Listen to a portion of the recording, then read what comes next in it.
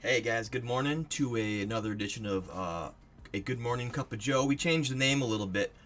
It was Books and Brew Review, but I do a lot of my reviewing and other talking about stuff with books before work in the morning, and it's really not that great of adulting to be drinking beer pre-work, so we had to change it up. Good Morning Cup of Joe, talking books. Today we're doing a book haul, not a book review, so ignore right there it is, right there. We're not reviewing anything, minus a book haul, which I think I got an A plus on the last couple of book hauls. I'm gonna go over some stuff that I bought, all of it's bookish, booky cool stuff. I'm gonna start with, I'm a pop figure collector. These are all things that have to do with books, so I'm gonna show you that real quick. I got my cup of Joe right here. I don't know if you can see that or not. Ask me about my books. Oh, that's good. That's good. So, I'm really excited. Everyone knows that I love Stephen King. I'm recently fallen in love with Stephen King as well, so it's a new venture for me. I haven't been reading him for years like many of you have.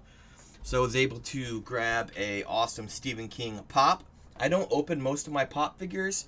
This bad boy is actually going to be open and put right in front of my writing nook here to hopefully harness the power that is Stephen King when I sit down and write my horror novels. So, I mean, that's pretty dope right there. I'm not going to lie.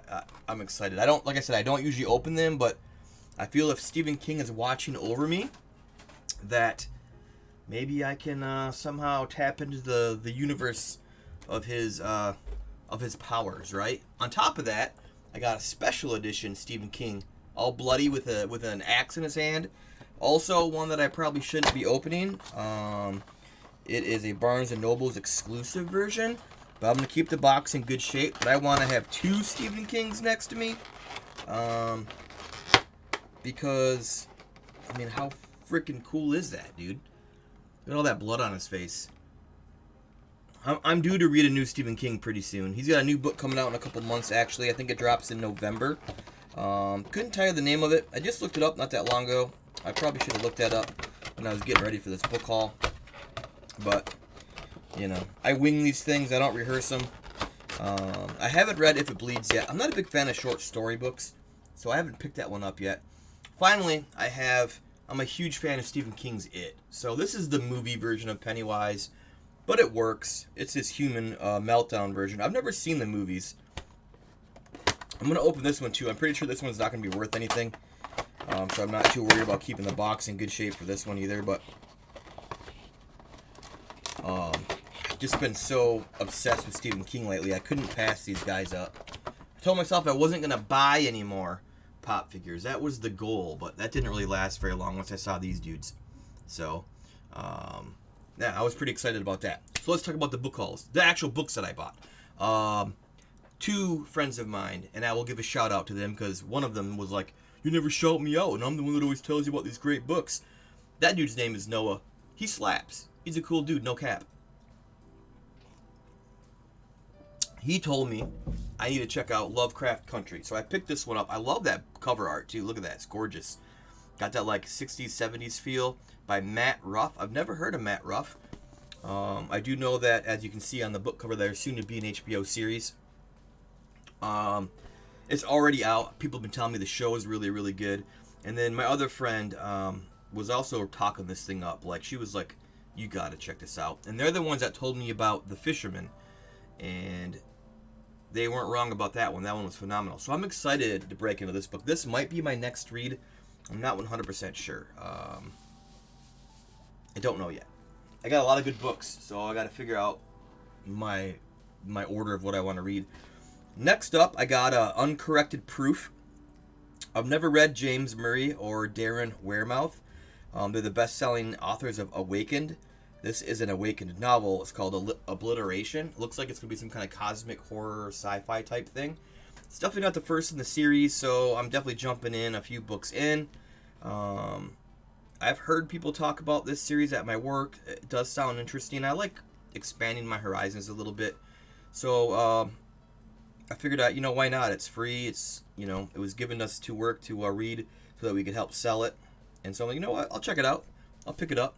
The last one I read that was an uncorrected proof. Didn't really love that much, but okay, this is an author that everyone loves and raves about. He's one of the big ones in like the action-packed thriller kind of stuff. I don't even know if he's thriller, to be honest with you.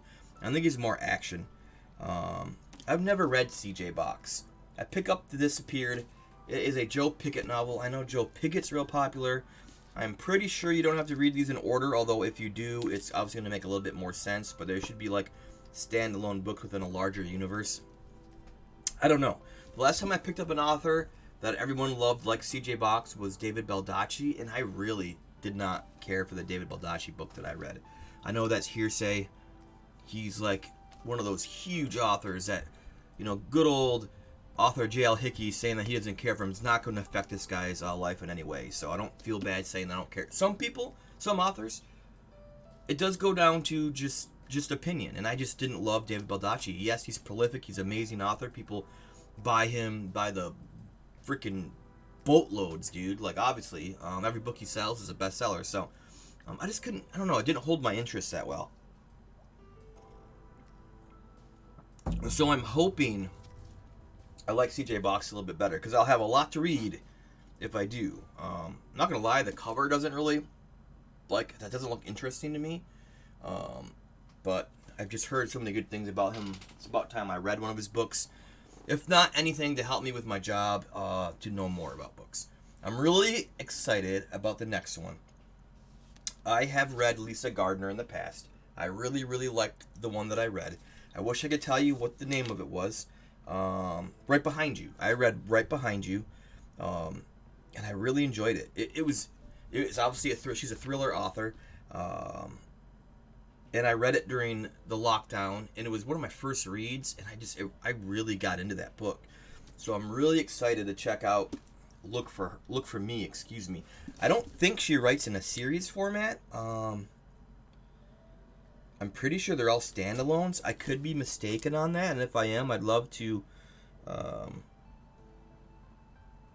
you to correct me. So, yeah, I'm a big fan of Lisa Gardner. And look at these. I got these on sale, like $8, plus I get a discount on that. So, like, these are steals. I walked out of here with, like, spending less than $30 on these books. This next one might go on the top of my list. Ooh, I don't know, because I got another one that I really want to read. So, if you've been watching my show, you know I love thrillers. Mysteries, thrillers, psychological thrillers. I love horror. I love horror elements in my thriller. Probably on the top of the thriller list is Lisa Jewell. And I've never read any of her books. Shara Lapina, I've never read. I want to read her stuff.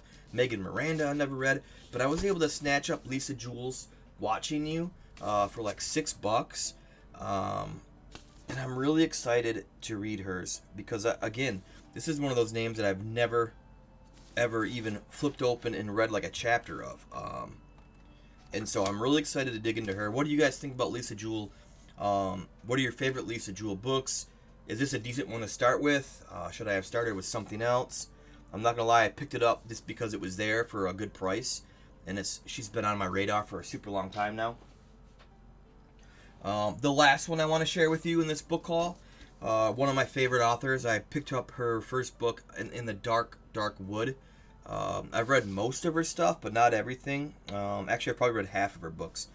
I've read, not even, I guess. I read it in the Dark Wood, loved it. I read Turn of the Key, loved it even more than the In the Dark Wood. Turn of the Key is maybe one of my top 10 books I've ever read. That ending in Turn of the Key was brutally.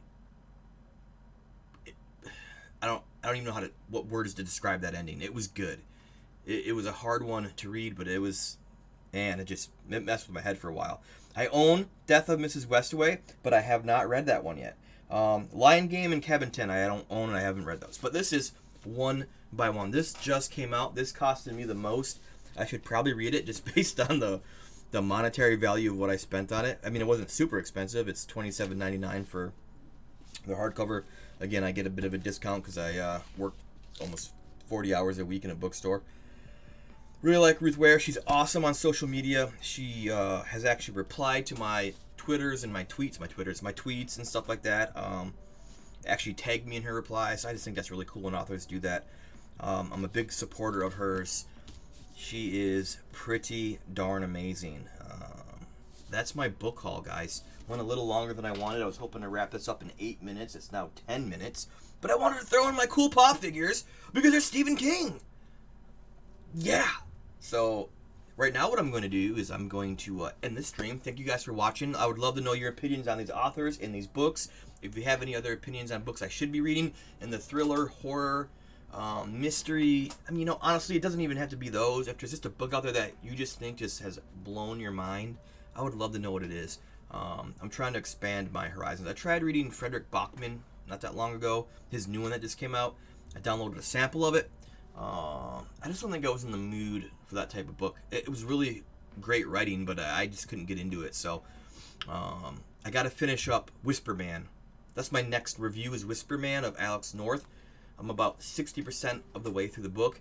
It's taken me a little bit longer to read that one, not because of the book's fault, just life in general has been kind of hectic in my household, but I'm really, really loving it. Alex North, if you haven't read him and you like thrillers or horror, either one of those genres, give him a chance, guys.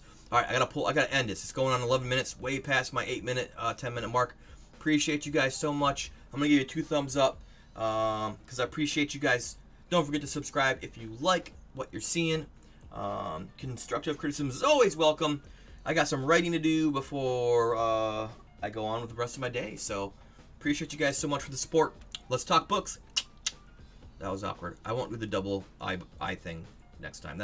I got to think of a sign off. That's not my sign off. We'll work on that. All right, later, guys.